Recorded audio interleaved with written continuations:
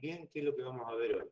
Hoy vamos a ver básicamente tres temas muy importantes, que si bien son simples, muchas veces traen aparejado, digamos, una serie de complicaciones, a veces para entender cómo se presenta en el animal y todo eso.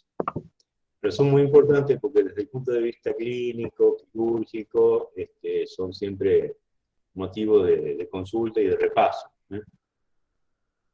Bueno, primero vamos a ver la médula espinal.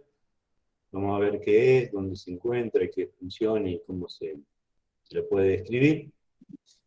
Después lo que vamos a ver es las meninges. Las meninges son una serie de membranas que recubren esa médula espinal y la protegen.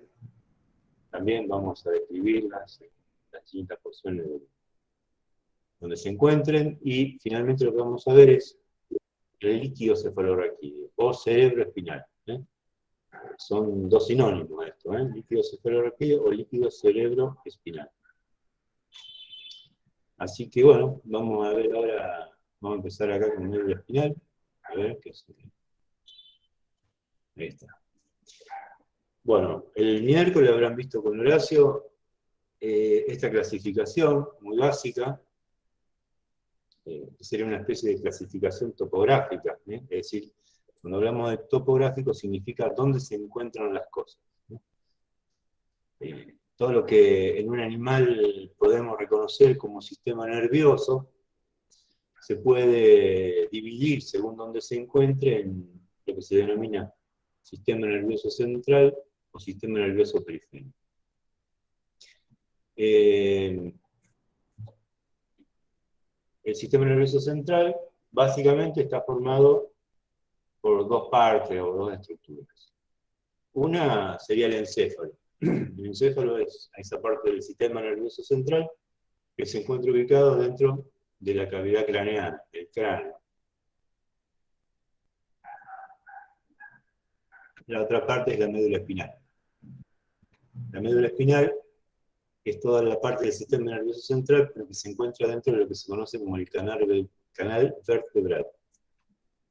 Ustedes habrán visto, especialmente en la anatomía 1, que el canal vertebral se forma por la unión de todas las vértebras. Entre el cuerpo vertebral y el arco de la vértebra hay un espacio bastante amplio, considerando el tamaño de cada vértebra, que es una especie de tubito cortito, pero al unirse una vértebra atrás de la otra, digamos, ese pequeño canal cilíndrico que se forma dentro de ese punto, digamos, forma un canal largo que,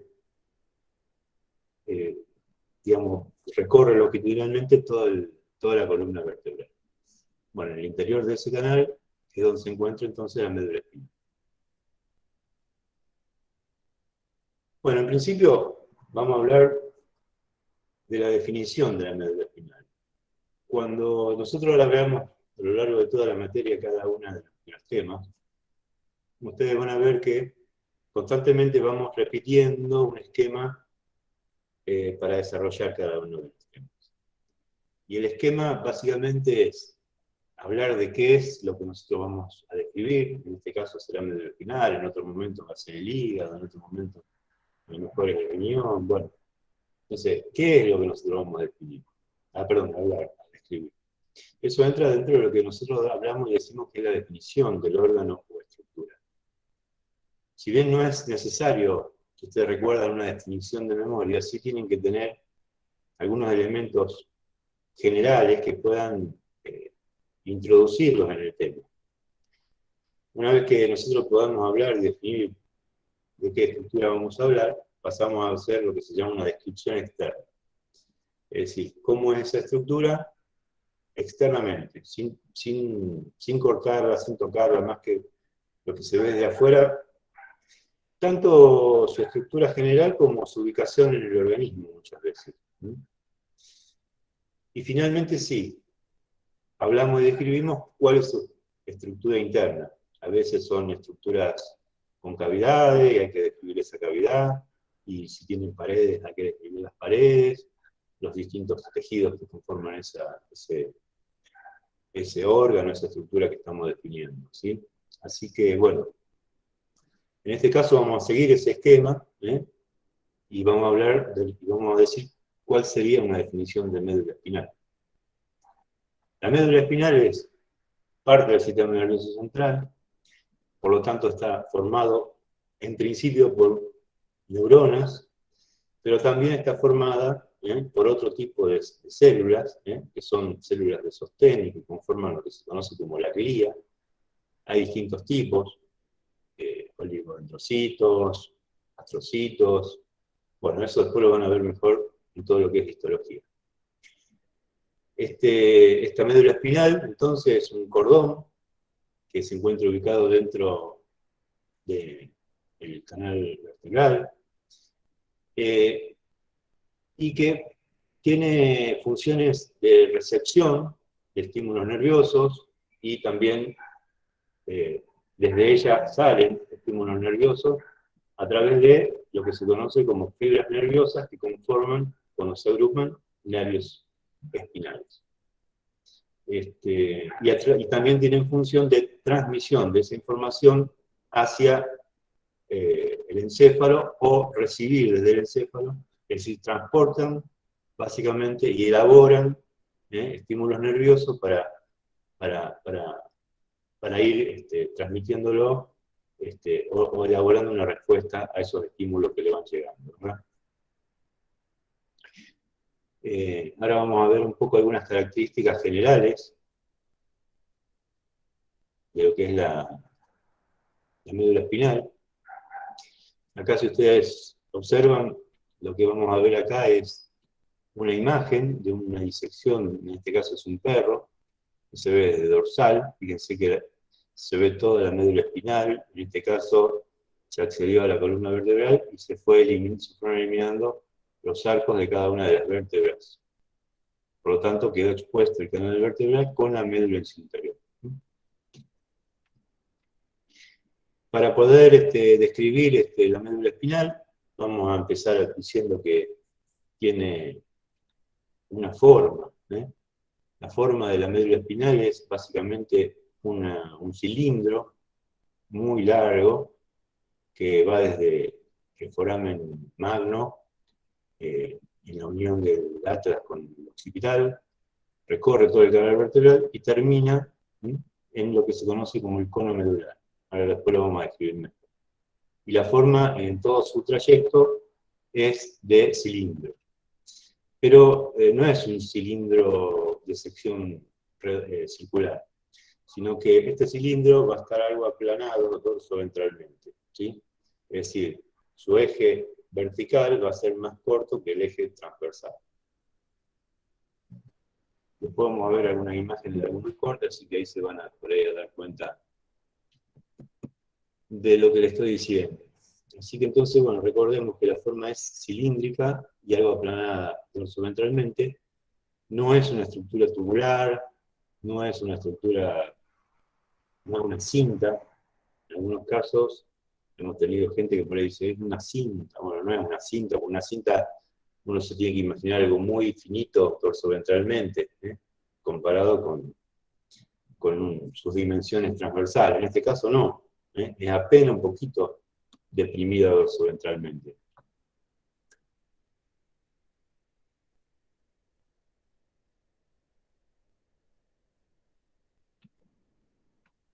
Por otro lado, vamos a hablar de que no es un cilindro tampoco homogéneo en sus dimensiones. Vamos a ver que a lo largo de su recorrido, la médula espinal va sufriendo algunos ensanchamientos, como sería el caso de la insumescencia cervical, es decir, el diámetro es mayor en estas partes que denominamos intumescencias. En este caso tenemos dos, la intumescencia cervical y la intumescencia lumbar, y a su vez también va disminuyendo de diámetro en la porción que se conoce como cono medular, que es lo que yo les mencioné antes. Cuando hablamos de intumescencia cervical nos referimos a una porción de la médula espinal, fíjense que sería toda esta, fíjense cómo desde el foramen magno baja, por la porción cervical de la columna vertebral, y en determinado momento se hace más gruesa, aumenta su diámetro. A esto se lo conoce como intumescencia cervical. Esta intumescencia cervical comprende los segmentos medulares C5, C6, C7, C8, T1, T2, a veces C6, C7, hasta T2, hasta T1 puede ser también. Si bien es muy variable, generalmente son esos los segmentos que comprenden. Bueno, hacia caudal de esta intumescencia cervical, vemos que la médula retoma su diámetro. Hacia caudal es posible que se haga cada vez más, vaya disminuyendo su diámetro, acompañando también la disminución del diámetro a veces del canal vertebral. Y a nivel lumbar sufre otro ensanchamiento, aumenta nuevamente el diámetro, y ahí se forma lo que se conoce como intumescencia lumbar. Después, más adelante, vamos a retomar este tema de la intumescencia, porque vamos a explicar por qué se produce. Pero eso lo vamos a reservar para cuando veamos las partes de la sustancia gris de la médula. Hacia caudal, la parte más caudal de la médula espinal, se conoce como cono medular, que sería esta partecita de por acá. La médula espinal, luego de la intumescencia lumbar, avanza un poquito más y se va haciendo cada vez más de menor diámetro, hasta que llega un punto en donde se termina. Como ustedes imagínense, un cilindro que va disminuyendo su diámetro, esa última parte tiene forma de cono, por eso el nombre de cono medular. Para seguir con las características de la médula espinal, bueno, podemos hablar de las dimensiones. Las dimensiones, por supuesto, son extremadamente variables de las distintas especies de animales y a su vez dentro de cada especie de las distintas razas. Por ejemplo, podemos decir que el diámetro de la médula espinal en un caballo a lo mejor es de 1 centímetro, 1,5 centímetros. En un perro, en un gato, imagínense que es mucho más delgada. Y también en longitud. Ahí hablábamos del diámetro, pero la longitud también depende de la especie y depende de la raza, especialmente en lo que sería perro, que la variabilidad en tamaño es muy amplia. El color de la médula espinal. Así como el resto del sistema nervioso central, especialmente, la médula espinal es de color blanco. Tanto superficialmente como cuando uno hace un corte, excepto algunas partes que tienen otras tonalidades, que después vamos a ver cuando hablemos del corte de la médula espinal, cuáles son las porciones, qué aspecto y qué color tiene cada uno. Si uno lo observa desde afuera es bien color blanco. La consistencia de la médula espinal, igual que el resto del sistema nervioso central, decimos que es una consistencia friable.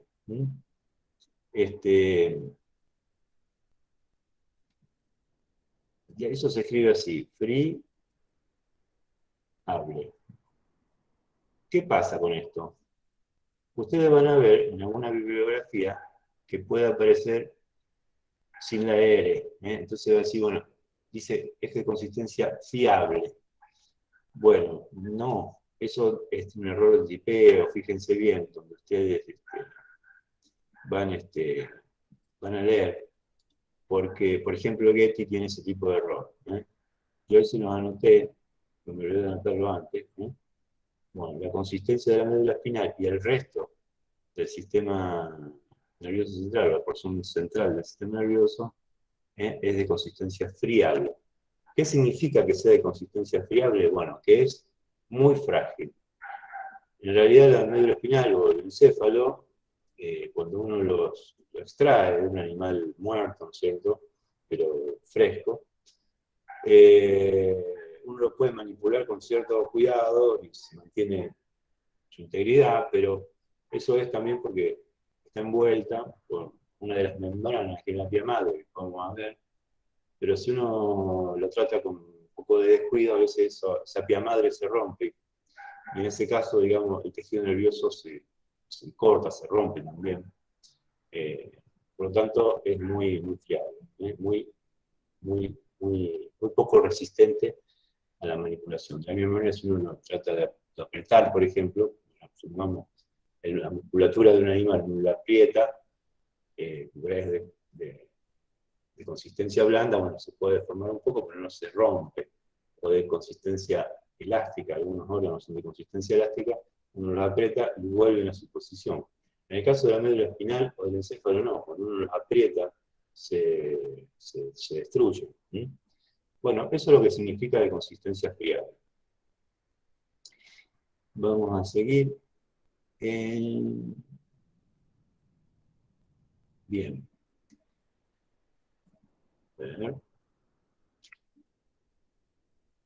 Bueno, vamos a hablar un poco entonces de algunos límites y relaciones. Eso también es importante cuando uno estudia una determinada estructura, tenerlo en cuenta y verlo, porque digamos, caracteriza a esa estructura. En el caso de la médula espinal, los límites van a ser, bueno, dijimos, cranealmente va a llegar hasta el foramen magno, ¿verdad?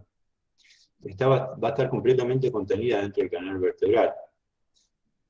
O sea que ahí los límites a todo lo largo de ella va a ser, las relaciones van a ser justamente eso, los huesos que forman ese canal vertebral, así como las membranas que la rodean, después las vamos a ver.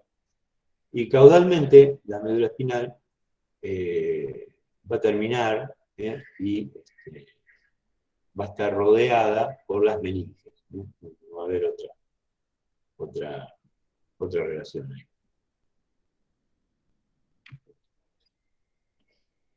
Ahí estamos, entonces el extremo craneal y el extremo caudal. Hacia caudal, dijimos que la médula termina en lo que se conoce como el cono medular. Pero esa terminación, es decir, la puntita de ese cono medular, va a ser variable. No en todas las especies la médula espinal termina en el mismo lugar. Fíjense, esto está tomado de Dice. En el cerdo, la médula espinal termina entre L5 y L6. En los rumiantes, termina a nivel de L6. En los caninos, termina entre L6 y L7. En el equino termina a nivel de la sacra 2. Y en el gato tiene una terminación muy variable y puede terminar entre L6 y sacra 3. Es importante conocer el punto donde termina la médula espinal en cada una de las especies, porque después vamos a ver que entre la médula espinal y el hueso de cada una de las vértebras hay distintos espacios, cada uno de los cuales tiene determinado componente, está ocupado por distintos elementos. El conocimiento de estos espacios, el conocimiento del punto de terminación de la médula espinal nos va a permitir en algún momento realizar ciertas maniobras, ya no maniobras clínicas, como puede ser, por ejemplo, la extracción de líquido cefalorraquídeo en algunos animales, o maniobras tendientes a producir anestesia, lo que se conoce como una anestesia epidural, por ejemplo, en donde, bueno, en ese caso, digamos, se inyecta un anestésico en el espacio epidural. Entonces, para acceder a esos espacios, donde uno puede extraer el líquido cefalorraquídeo e inyectar un anestésico, necesitamos conocer cuáles son los espacios. ¿Y dónde termina la médula? Porque si yo hago una punción en un lugar donde hay médula, si puede ser que tenga algún problema, me pase con la aguja, por ejemplo, y termine lesionando el tejido nervioso. Por ejemplo, en el caso de los perros, para hacer este tipo de maniobras siempre se busca el espacio entre el lumbar 7 y la sacra 1, ¿verdad? Ahí entonces uno puede, por ejemplo, hacer una punción para alguna de estas maniobras, sabiendo que la médula ya terminó en el L6 y L7, entonces que yo con la aguja me pase un poquito, nunca voy a lastimar y a lesionar el tejido noble que conforma esa médula espinal. Bueno, avanzamos.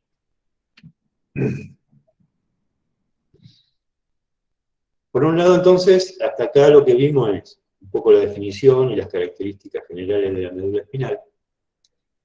Ahora lo que vamos a hacer es describirla. Nos imaginamos que agarramos este animalito que está ahí hecha esta disección acá arriba, la imagen esta, y con mucho cuidado vamos sacando esta médula espinal que está dentro del canal vertebral y la ponemos arriba de una camilla o una mesa. Entonces, la miramos de afuera, no cortamos nada, solamente la escribimos de afuera. Ya dijimos que es una especie de cilindro alargado, con distintos diámetros en ciertos puntos. Bueno, cuando nosotros vamos a describir un órgano, una estructura, tenemos que decir, por ejemplo, si tiene caras, si tiene bordes. ¿eh?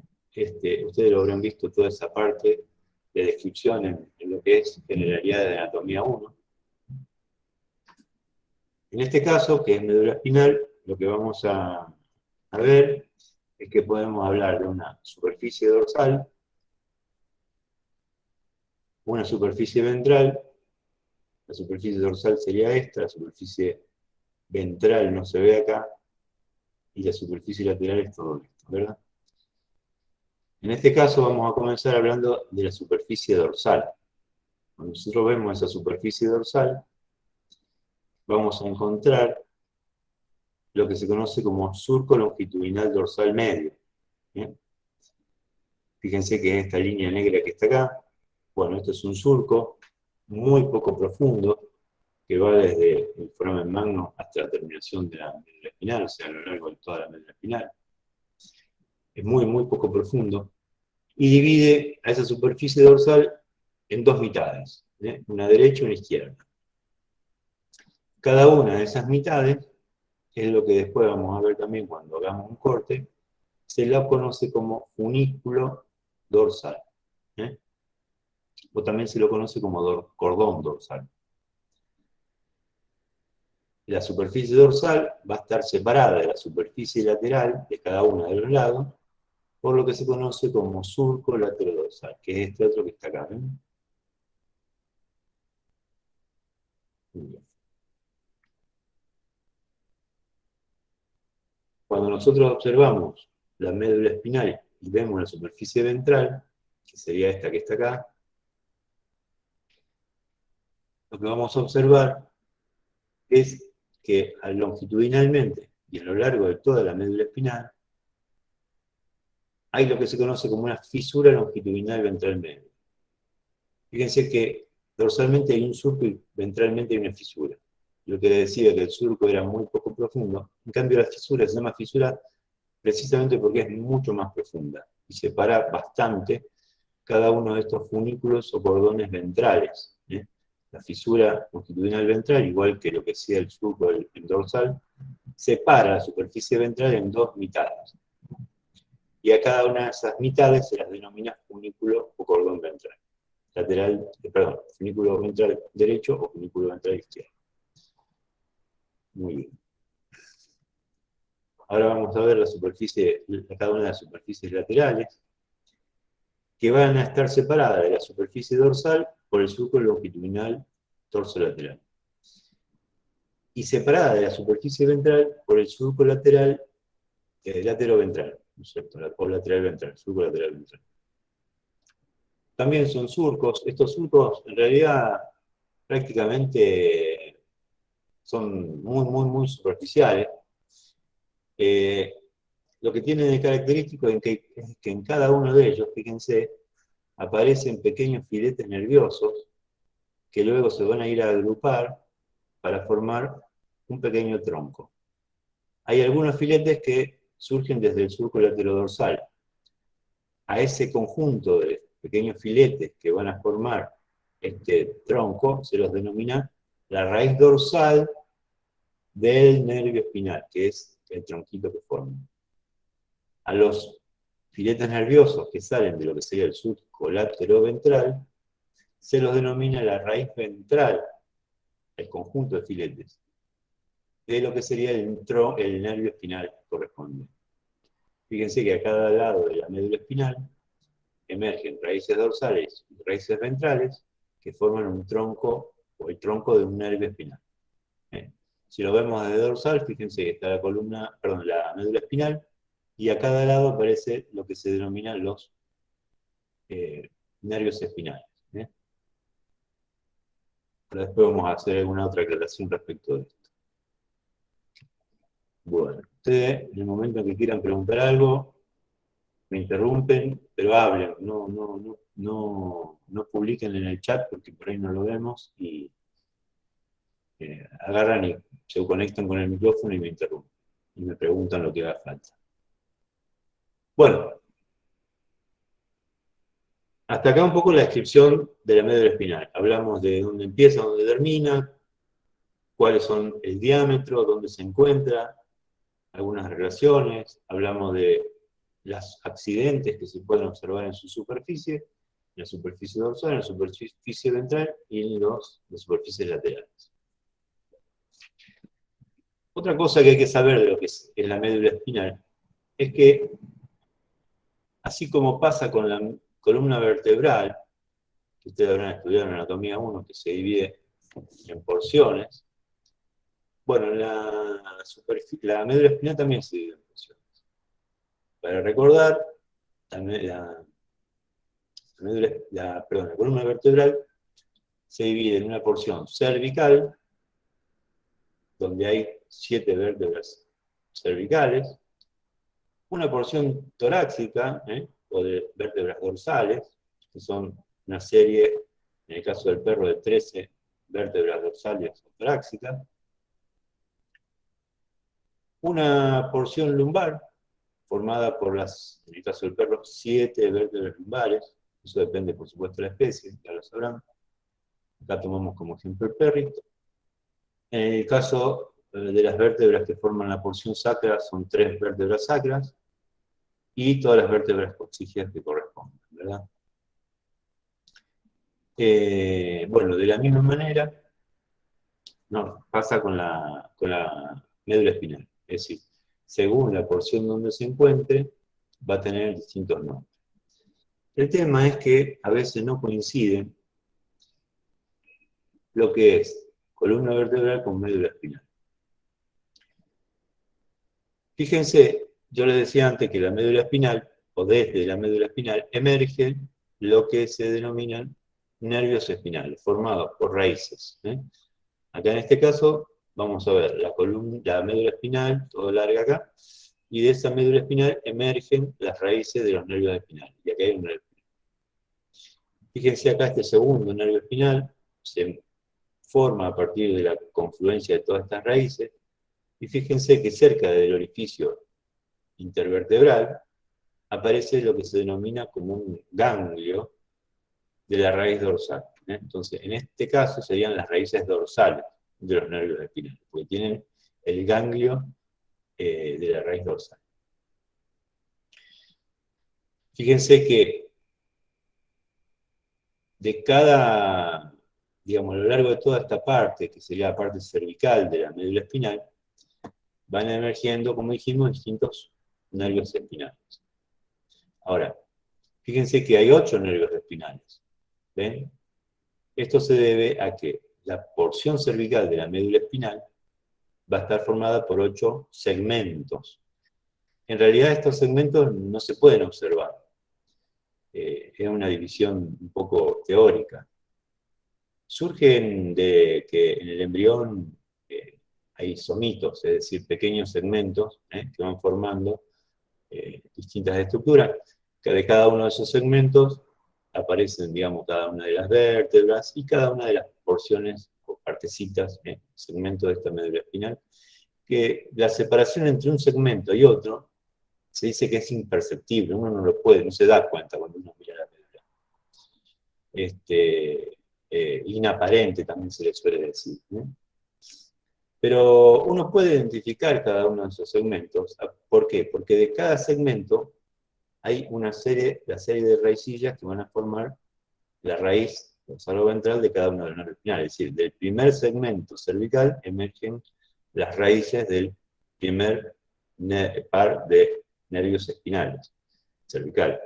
Del segundo segmento cervical va a emerger el segundo par de nervios cervicales, espinales, cervicales.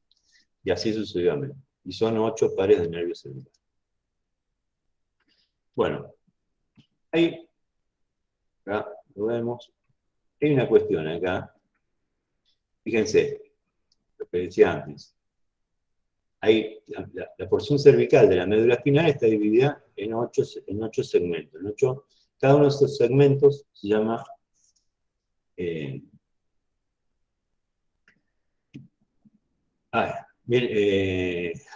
mielómero. Se me hizo una laguna, estaba pensando en otra cosa. Es decir, cada segmento se llama mielómero, ¿sí? De cada mielómero emerge un par de nervios espinales. Fíjense que también, como, igual que los nervios espinales, son 8 mielómeros cervicales, nombrados C1, C2, C3, C4, C5, C6. Pero hay una cuestión, fíjense que cada mielómero no coincide exactamente con alguna de las vértebras cervicales, en este caso. De hecho, si hay 8 mielómeros y hay 7 vértebras cervicales, es lógico, no coinciden. Fíjense, este es el caso del perro. Prácticamente el último mielómero cervical apenas si llega a estar en el interior del conducto vertebral a nivel de la última vértebra cervical. Es lo que se dice que hay un corrimiento. Es decir, no necesariamente a nivel de cada vértebra está el mielómero correspondiente. Esto tiene importancia porque cuando ustedes, llegado el caso que hagan pequeños animales, en determinado momento detecten una lesión nerviosa, por ejemplo, en clínica o neurología en pequeños animales, y puedan detectar una lesión nerviosa y dicen, bueno, eso debe estar a nivel del mielómero cervical 8, bueno, acá en este caso pueden sacar la radiografía y van a ver, pero van a ver que, fíjense ahora en el caso de a nivel torácico, fíjense que especialmente a nivel de la mitad de la parte torácica de la columna vertebral, por ahí yo saco una radiografía o veo una lesión, por ejemplo, una hernia de disco entre T8 y T9, pero no me está afectando el mielómero T8. Uy, ahí me pasa.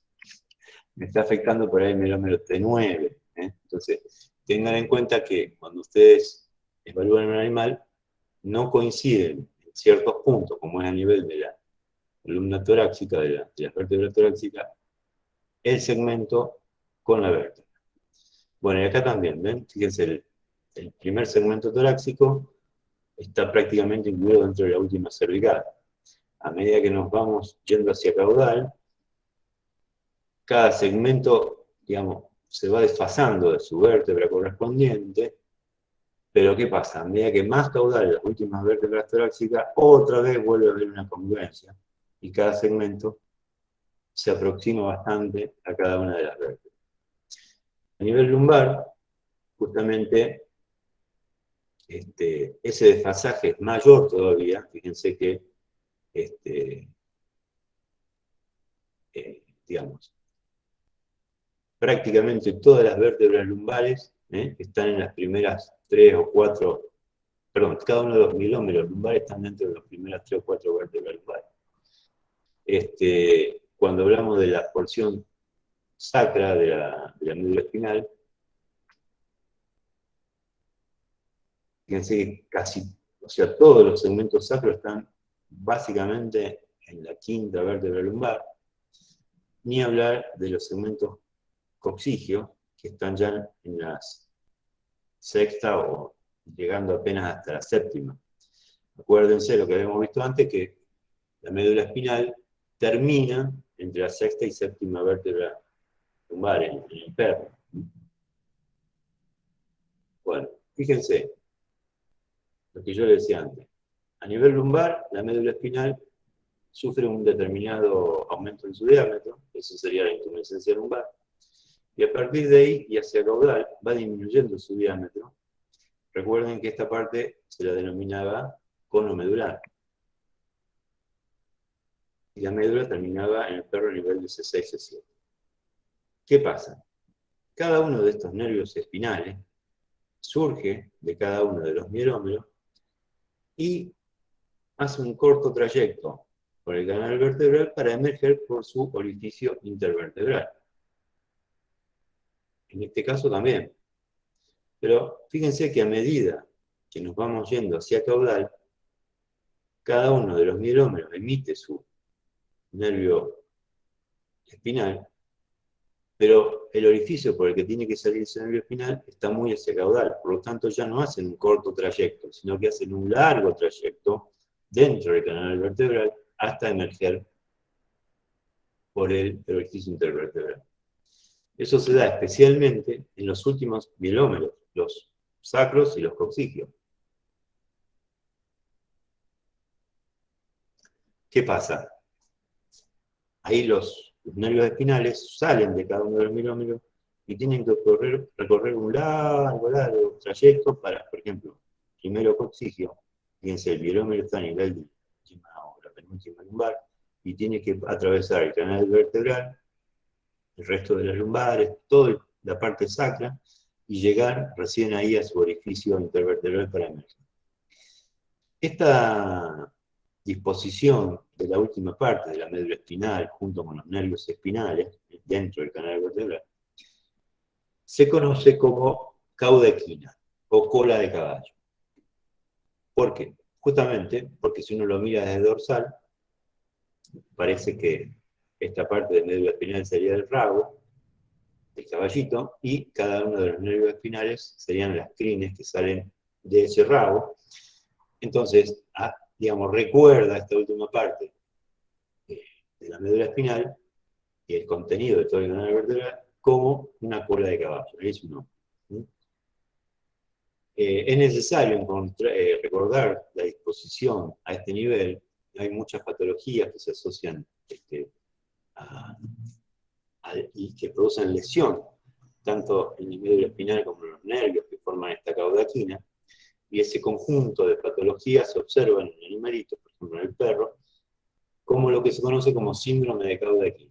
Ahí hay una disfunción en donde el animalito a veces pierde capacidad sensorial, por ejemplo, pero disminuye su capacidad de propiocepción, o incluso pierde capacidad motora, según el grado de lesión que tenga la médula o los nervios que forman la cauda equina. Por ejemplo, a veces hay pequeñas luxaciones lumbosacras, hernias de disco que producen lesiones en alguna de estas partes. Una cosa que sería bueno recordar acá es por qué la médula espinal no llega hasta el final del canal vertebral. Eso se explica de la siguiente manera. Cuando el animal está en su desarrollo embrionario, tanto la parte que correspondería a la columna vertebral y el canal vertebral como la médula espinal respetan la segmentación, y cada segmento de médula espinal corresponde a una vértebra. Y la médula espinal ocupa todo el canal vertebral. En el feto, cuando el animal crece y aumenta de tamaño, especialmente la columna vertebral aumenta mucho en longitud, también lo hace la médula espinal, pero la médula espinal en determinado momento deja de aumentar su longitud, en cambio la columna sí sigue aumentando. Bueno, eso hace que la médula espinal siempre quede más corta que la columna vertebral. Y se dé este fenómeno en la última porción de la médula espinal que se conoce como cauda equina. Bueno, van a ver después, lo vamos a subir en el aula, hay una especie de video que explica esto. Bueno, lo tienen acá, pero si ustedes lo quieren repasar, digamos, porque hay una cosa que a veces no se entiende, bueno, nosotros preparamos un video en donde esto se explica como más detalladamente. Bueno, rápidamente vamos a ver, imaginemos ahora ya, dejamos la descripción externa y vamos a ver internamente. Agarramos esa médula que teníamos entera dentro de arriba de la camilla o de la mesa y la cortamos. Es un corte transversal.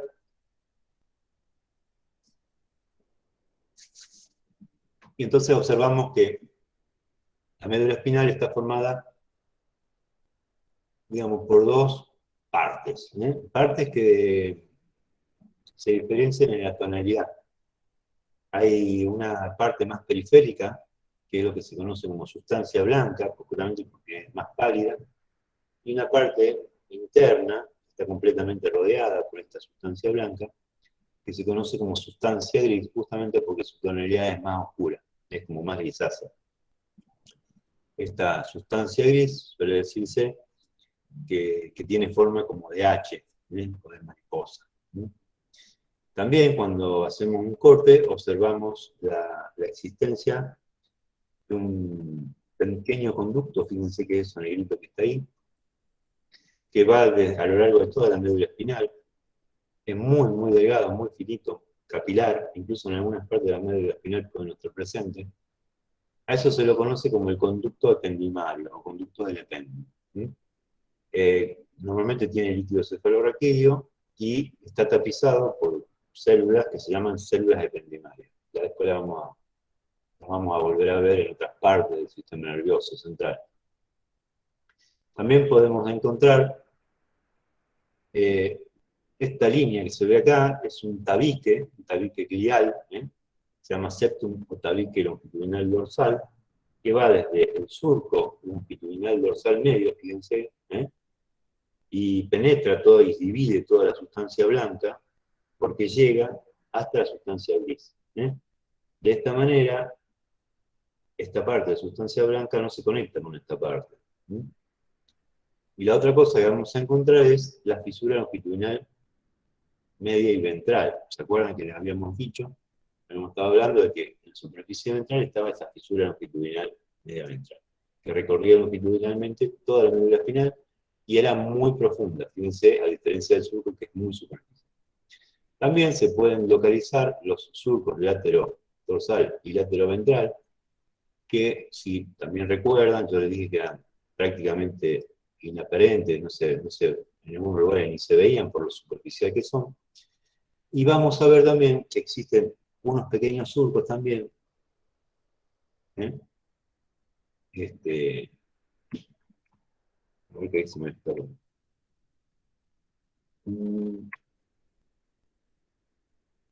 Que se llaman surcos laterodorsales. Bueno, esperen que ahí se me fue.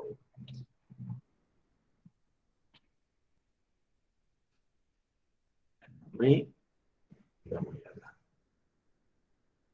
Bueno. Cuando nosotros observamos este corte transversal de la médula espinal, dijimos recién que hay surcos, que los veíamos externamente, pero también los vemos en el corte. Y dijimos que el surco longitudinal dorsal de la médula espinal separaba la superficie dorsal de la médula espinal en dos partes. Y decíamos que cada una de esas partes era un cordón. Bueno, justamente, fíjense que entre el tabique dorsal, longitudinal, y esta parte que sería el ala dorsal de la sustancia gris, hay una parte de sustancia blanca, y eso es lo que se conoce como cordón o funículo dorsal. En la superficie lateral hablábamos de un cordón lateral, derecho y uno izquierdo. Bueno, esto está ahí, acá también se ve el corte de ese cordón de sustancia blanca, y ese está comprendido entre el surco lateral dorsal y lateral ventral. Y hay un cordón ventral. Bueno, después vamos a seguir viendo todas estas porciones de la sustancia blanca. Ahora vamos a ver la sustancia gris. Cuando hablamos de sustancia gris, lo que decíamos era que era la parte central.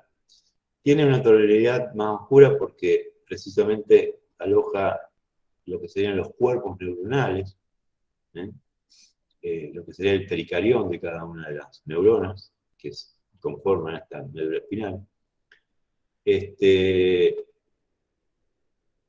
Entonces no presentan revestimiento de mielina, a diferencia de los cordones, o la sustancia blanca, que está formada fundamentalmente por fibras de conducción, que sí tienen revestimiento de mielina, y acuérdense que la mielina tiene una coloración blancuzca, entonces justamente la sustancia blanca es más pálida, tiene una coloración blanca justamente porque es rica en mielina. que en las fibras está rodeada por los oligodendrocitos, que son los que poseen la mielina.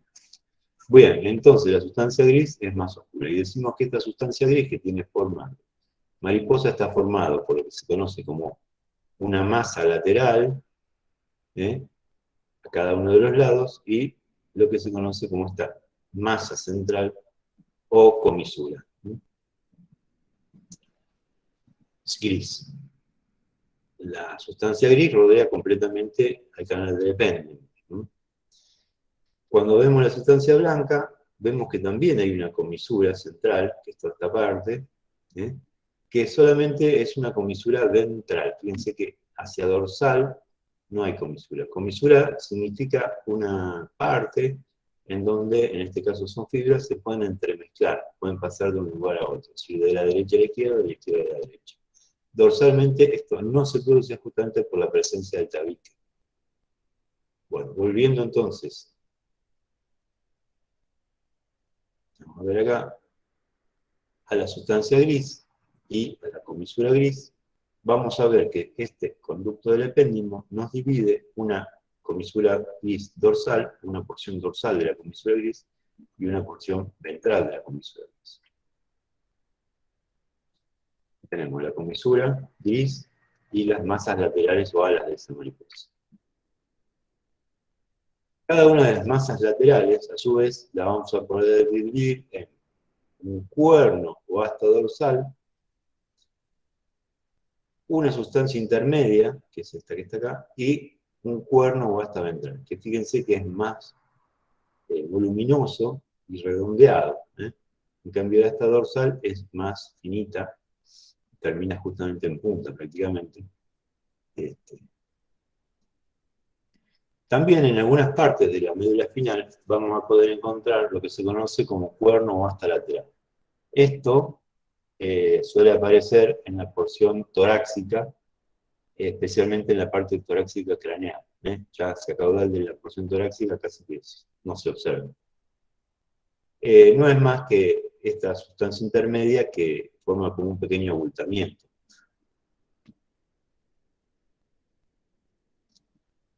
A su vez, cada una de estas partes, vamos a ver que se divide en lo que sería una cabeza, un cuello y una base.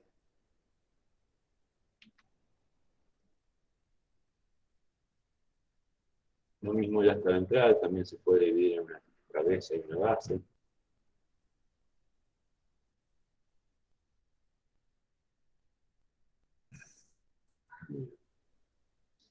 Y la sustancia intermedia, se me perdió. A ver.